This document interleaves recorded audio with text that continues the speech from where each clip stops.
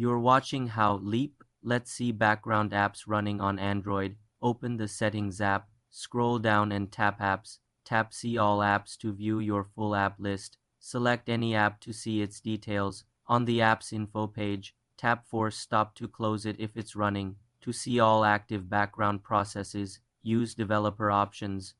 First, enable Developer Options. Go to Settings, tap About Phone, tap Build number 7 times. Go back to Settings, tap System, then Developer Options. Tap Running Services. Here you'll see a list of apps and services currently using memory. You're watching how Leap. Let's see background apps running on Android. Open the Settings app, scroll down and tap Apps. Tap See All Apps to view your full app list. Select any app to see its details. On the app's info page, tap Force Stop to close it if it's running. To see all active background processes, use Developer Options.